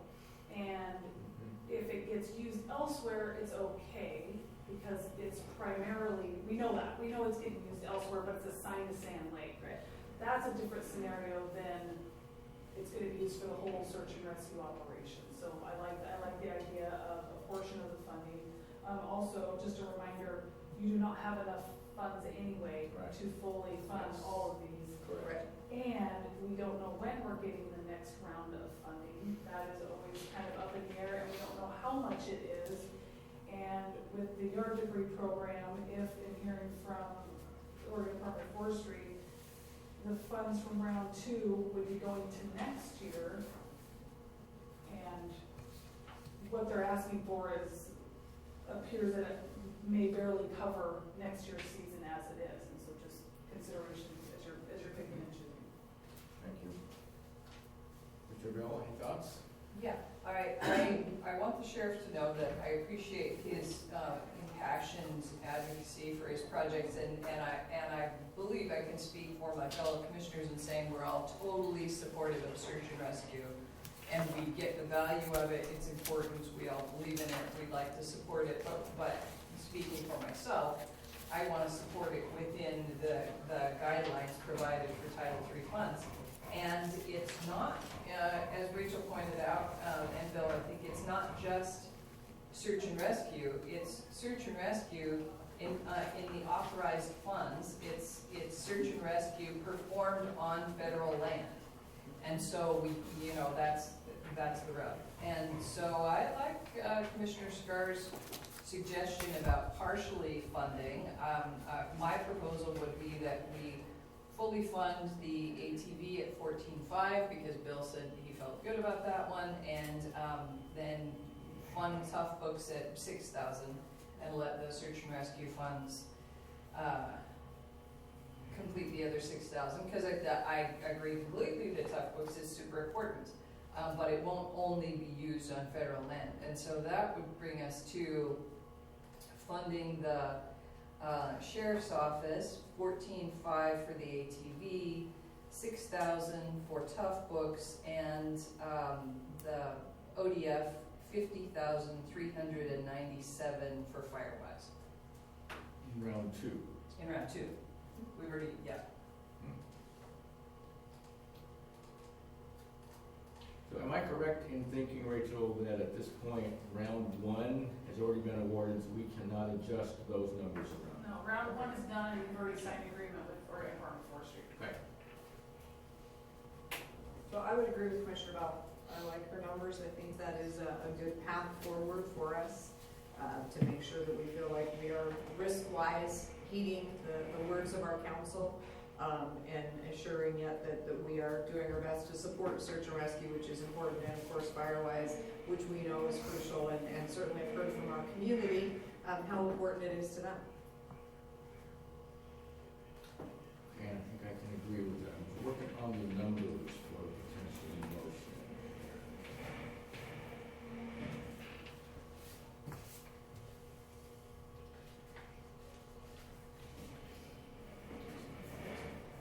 I think the Commissioner, yeah, the Commissioner Bell has them. Perfect. So this is for the Sheriff's Office and this is for ODF.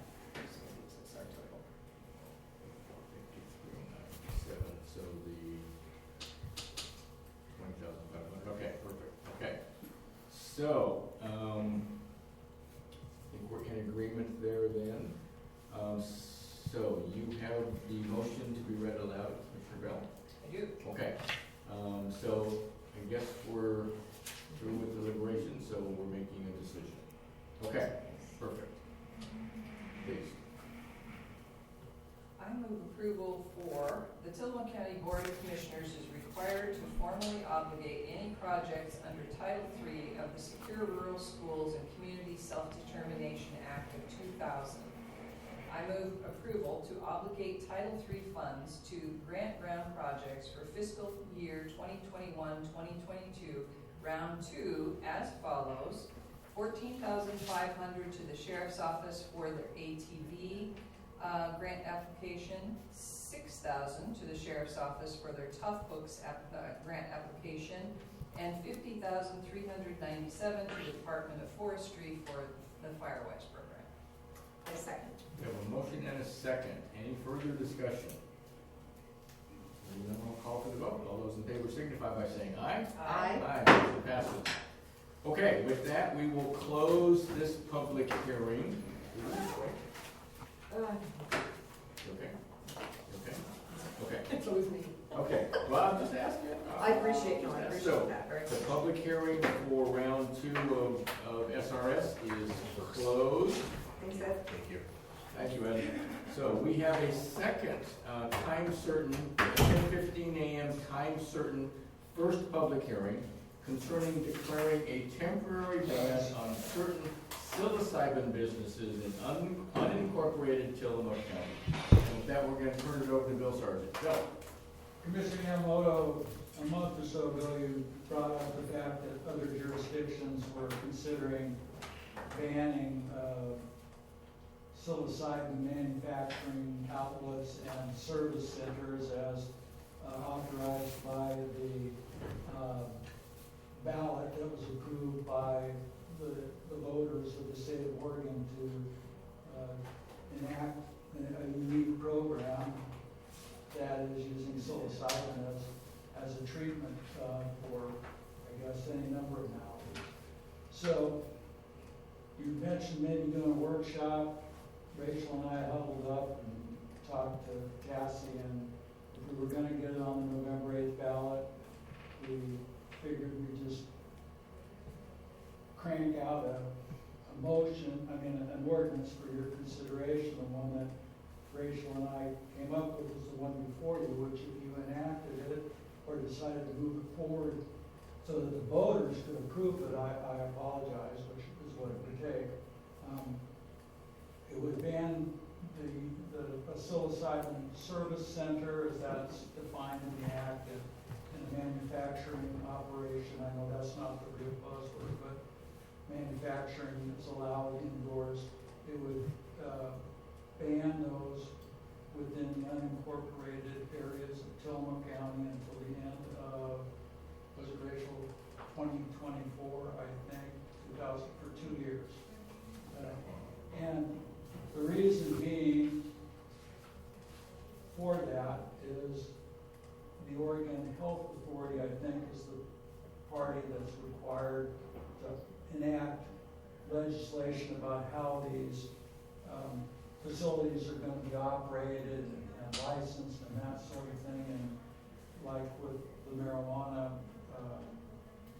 vote, when marijuana legalization was voted in, it took them a long while to get those things in place. So effectively, by way of this, if we want to move it forward, would be, hey, without these regulations, we don't think that we can properly regulate it here.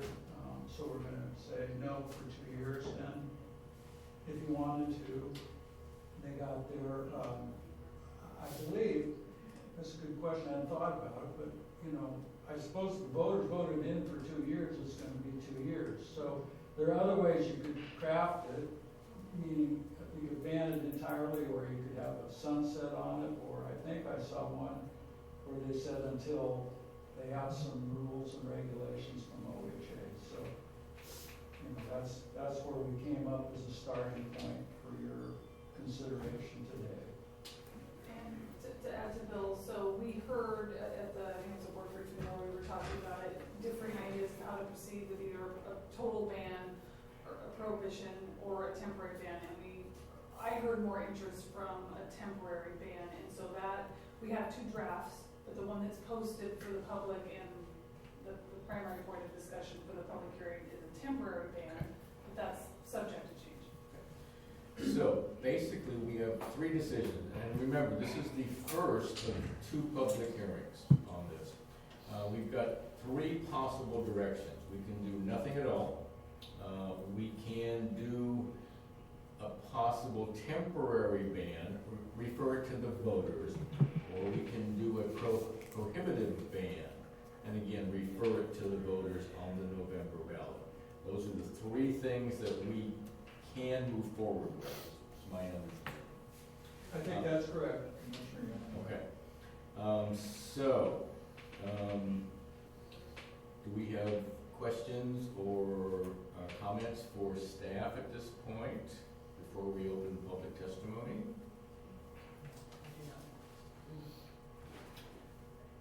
Okay, so with that, we are going to open the public hearing portion, declaring, and I'm not, well, so I'll just read it as it stands, declaring a temporary ban on certain psilocybin businesses in unincorporated Tillamook County, time being 10:47 a.m. We will open the first public hearing on this. Do we have any public comment? We do not. Wow. Okay, then at this point, we will close the public testimony portion of this first public hearing, time being again 10:47 a.m. So let's open it up for discussion. We're not making any decisions today. Do we have any discussion? So I would just say for anyone watching, we came to this conversation based on not determining the merits of psilocybin and whether or not it is a treatment that is useful. I think that we would all agree that there's an opportunity there, and we encourage people, it's the opportunity to explore that in the state of Oregon. Where we are, I think, standing on looking at a temporary ban really has to do with the lack of rules that have been promulgated through Oregon Health Authority. When we look at the use of psilocybin, we don't know just how the manufacture will be managed.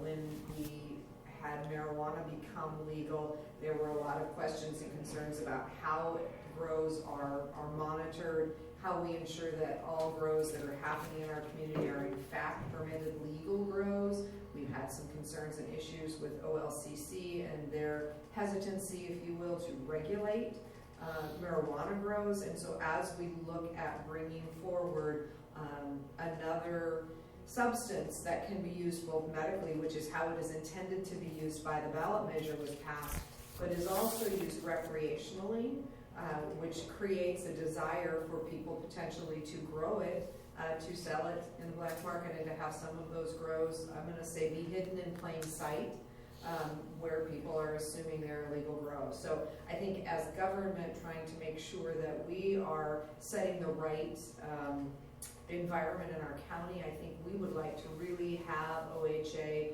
complete their rules related to how the manufacture of this is going to be handled before we say yes, go forth and bring this potential treatment to Tillamook County in a wide open way. So I think what I want people to recognize is that we are not saying no, that this might not be a useful treatment. The fact that it could be a treatment for folks, I think, is something that, for me, I would love to be able to have that open to people who need that. But I just want to make sure that we really have the rules in place so that it does not become an unregulated problem in our community as we look at the manufacturer and they have the centers that will administer it. So just would like to see the rules fully promulgated before we step forward. So I'm looking at that temporary ban for 2 years. I think that looks like a good opportunity for us to put in front of our voters. Chair Young, I Yes. just received an email from Aubrey Olson, county staff, you may want to hear from comments. Okay, so Staff comments. we can consider her staff. Yeah. Perfect. Okay, yes, Aubrey. Are you with us? I hope. Aubrey Olson is our assistant district attorney. I'm not sure her exact title. Is that it? She's muted and I think she's on the phone, so She's you can tell her to muted. do the star eight. So Aubrey, yeah, you need to hit *6 to unmute yourself on the phone. Is it 8? Star 6. Yeah. Oh, you were just there. Are you there? The phone is talking to me. Yes, we can hear you. Oh, yay, okay, I had hit the mute on my phone, I didn't realize I was muted through the system. Yes. Sorry. I just had on the temporary ban,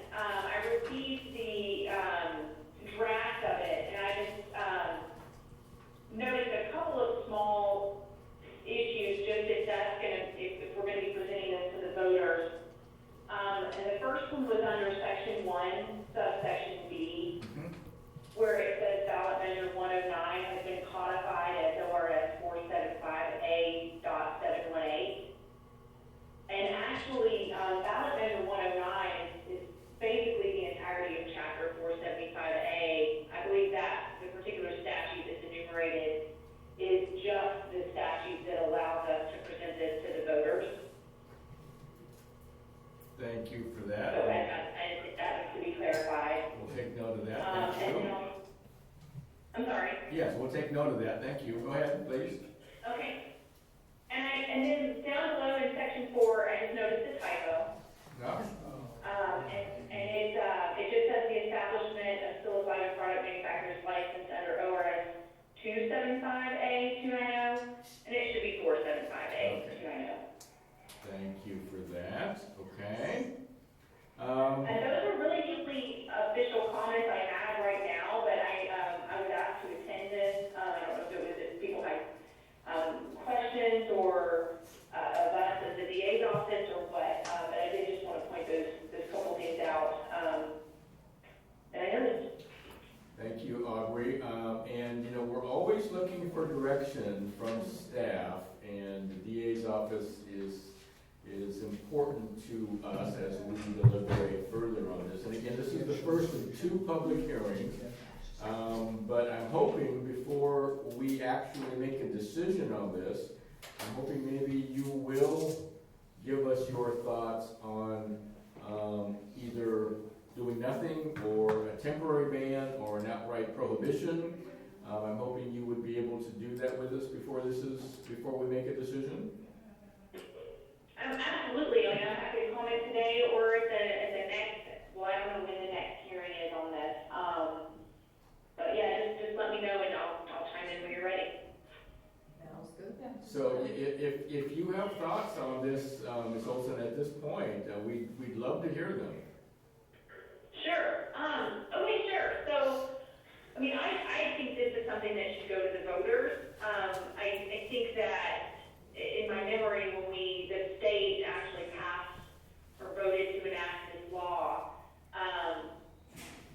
you know, it was a statewide vote that didn't necessarily reflect each individual county's interest. So I just think anytime that we have more local decision making, it just seems right to go to the voters to be able to determine. You know, yes, there are the issues about the fact the health authority hasn't fully promulgated its rules, and that can impact the county.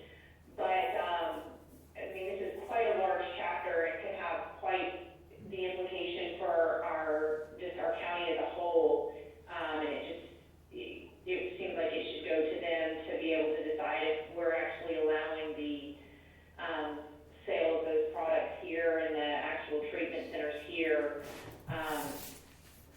It just seems to me like the right thing to do, and I mean, especially knowing, just if I look at things from our perspective, you know, some of the crimes that we get, and one of the things that I've been concerned about or what I had to be involved in anyway, was the legislative session was trying to amend the DUI, or not trying to, we did actually succeed in amending the DUI statute to include psilocybin on the list of intoxicants, since it's been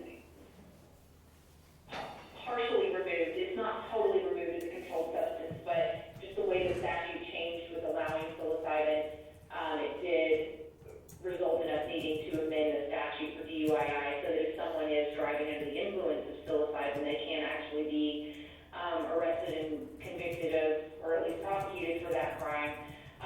So what I see as a DUI prosecutor in our county is quite a large number of people from out of our county. So we're impacted by tourists or other visitors who come to our county and then drive on our highways under the influence or cause serious crashes.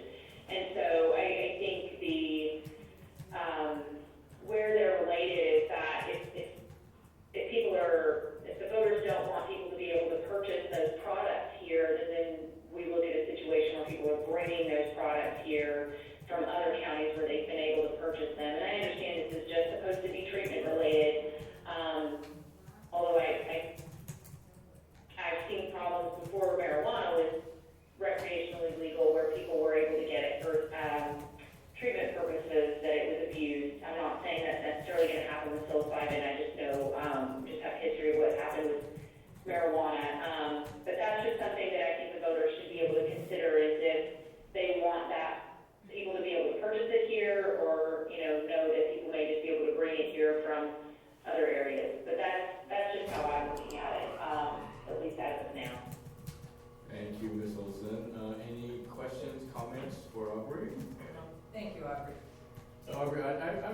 concerns here. So I am at AOC, Association of Oregon Counties. I'm co-chair of Governance and Revenue, and we had our first meeting in quite a while just earlier this week.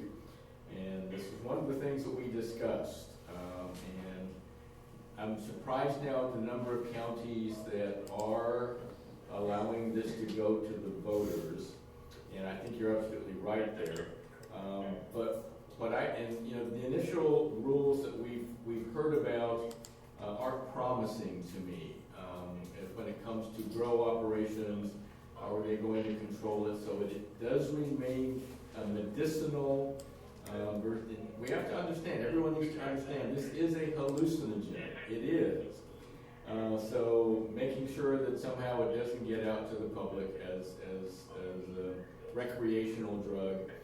And then the prescribing. The things we've heard so far are that, it doesn't have to be a doctor that prescribes psilocybin. Anyone from the community can take a class from the state of Oregon and possibly prescribe it. I mean, that just makes no sense to me at all.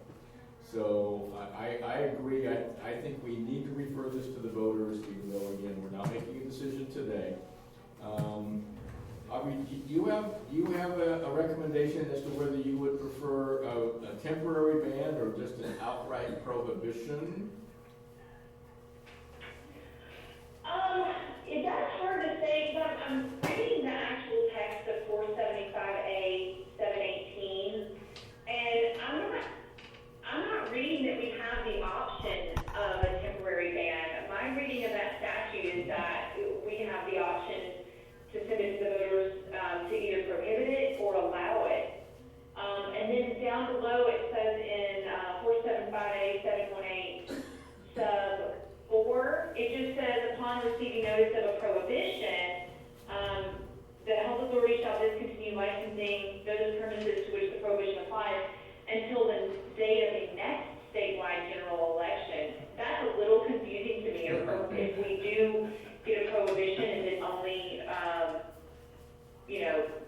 do we have to revisit that? I think the text of the statute might be a little confusing, and so I don't know. I don't know if we're allowed to just do a temporary ban by the statute, or if just prohibition is the only thing. I would argue that the statute only allows us a straight prohibition.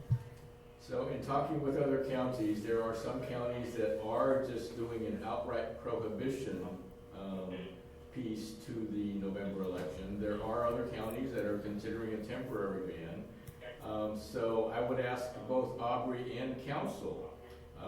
So if we propose a temporary ban until OHA comes up with their full list of rules and regs, at which time we can reconsider this, would that mean we would have to take it to the voters again if we decided at that point to prohibit it? I don't know, David, I'll have to come up with that one between now and your next In our next hearing. Yeah.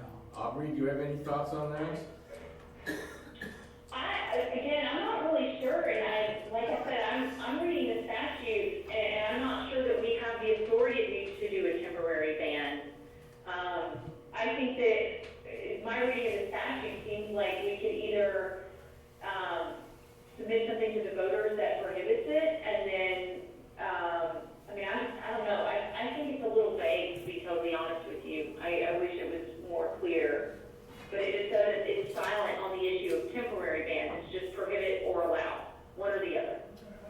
So again, I think our thinking on a temporary ban is that we nor the voters can make a decision on this until we see the full rules coming out of OHA. And I think that's why everyone's thinking, well, not everyone, I think many counties are considering a temporary ban until we know the full extent of the rules and regs coming out of OHA, which they are 2 years behind in developing.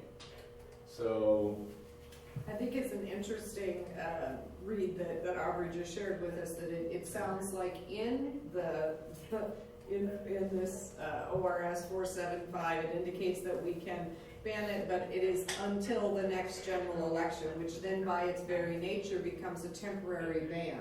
So I will look forward to county councils further digging into that to determine if in fact we are looking at what would be considered a ban. but by the very ORS would end at the next election anyway. So there's, it seems some technicalities here that might make a ban a temporary ban by its nature. So I'll look forward to that clarity. Yeah. I do ask the question, however, because this is the first public hearing, because what we did post was the temporary ban, would, in order for us to meet the timeline of having had 2 hearings, is it important that we also enter into record today the permanent ban language, in case what we learn is that that's what we can do, is the permanent ban that would end at the next general election? So is there a technicality here that we need to be covering ourselves on so that we don't lose the opportunity? I don't think so. I think Okay. we can enact a permanent ban next time we have the draft for you, although it may have a typo or 2 in it. We need to fix, but, Okay, but so- no, if you want to go permanent, you can go permanent next time. Okay, They're both options for you. okay. So Aubrey, we do appreciate you being here, and your voice is important to this coming out of the district attorney's office. You're gonna be dealing with this on a regular basis, so we appreciate your input, and I hope you stay involved in our discussions with this. I would like that, and if, in the next, some examples of people that we have prosecuted for driving under the influence of psilocybin. They are hallucinogens, and so, and I do share your sentiment, Commissioner Yamamoto, about,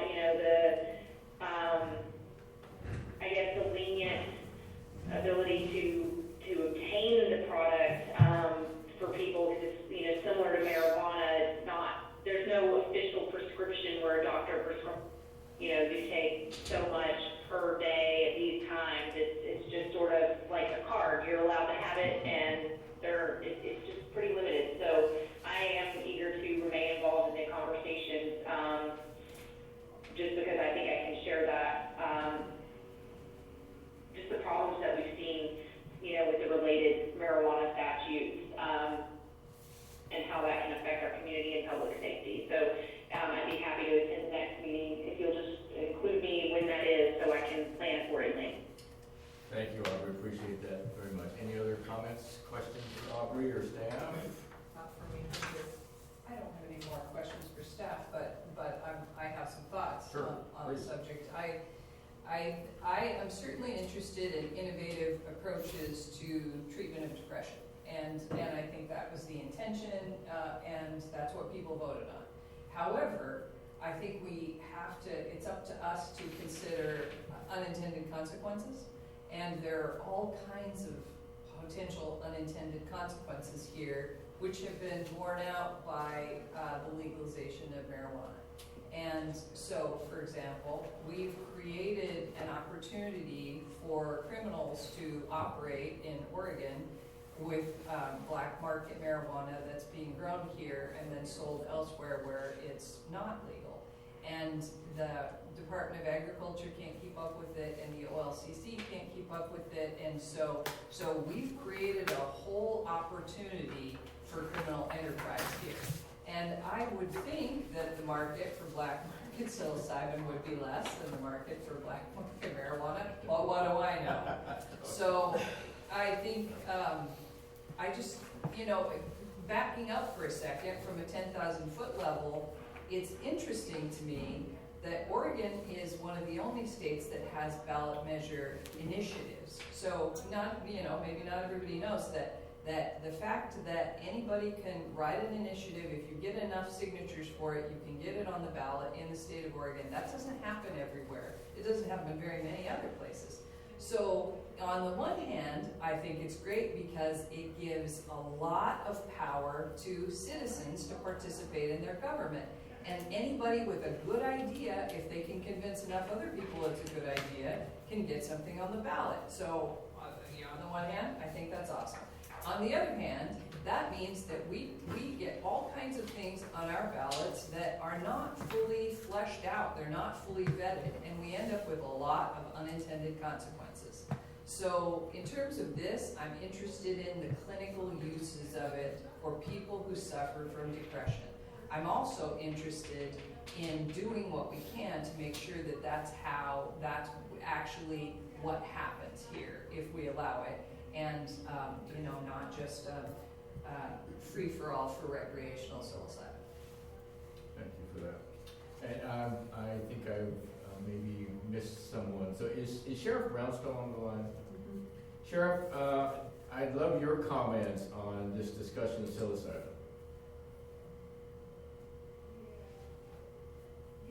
You know, my comments are pretty blunt and pretty simple.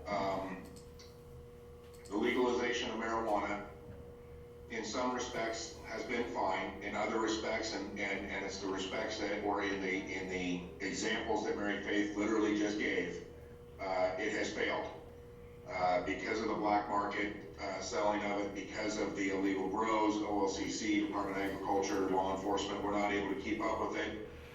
So it has failed to some point, or at least portions of it. Measure 110 that was passed by the people, basically decriminalizing a certain level of drugs, has failed. And instead of helping people addicted to drugs, it's actually made it worse, because now they just carry less with them, and there's no real consequences for them if they do get caught with it. So it has failed. We had we've had a lot of things that have not been successful. I was actually thinking of another one, I can't remember what it is, but we've had a lot of failures, and I don't really have any great expectations that this one here will be any different than anything else that we've put forward. Or not we, but that Oregon has done. I expect that this will have every bit of the criminal element that Measure 110 has had, that, the legalization or the side effects of marijuana. So I think the long-term effect is that we're going to see more crime coming out of it, and that people will 100% take advantage of it. So from a law enforcement standpoint, I am against it 100%. So any type of a ban or anything, at minimum, I think that our local citizens should be allowed to voice their opinion at minimum. But like I said, from a law enforcement standpoint, we've been seeing things fail and actually having a reverse effect, and I don't expect this to be any different. Thank you, Sheriff. Appreciate that very much. Okay, any other comments? Then at this point, time being 11:09 a.m., we are going to close this first public hearing. Okay, back into the board meeting. Any board concerns, non-agenda items? Board announcements. So the commissioners will hold a board briefing on Wednesday, August 3rd, 2022 at 2 p.m. to discuss weekly commissioner updates. The meeting will be held at the courthouse in the Nehalem Room, 201 Laurel Avenue, Tillamook, Oregon. The teleconference number is 971-254-3149, conference ID 736-023-979#. The commissioners will hold an executive session on Thursday, August 4th, 2022 at 2:30 p.m. pursuant to ORS 192.660 sub 2 sub I to conduct a performance evaluation. The executive session will be held in the Nehalem Room in Tillamook County Courthouse, 201 Laurel Avenue, Tillamook, Oregon. The executive session is not open to the public. And one other announcement, there is no board meeting or board briefing scheduled next week, Wednesday 10th, 2022. The commissioners will be attending and participating in events at the Tillamook County Fair. Looking forward to that. It's going to be a great event. So with that, time being 11:11 a.m., we will adjourn this board meeting. Thank you, everyone.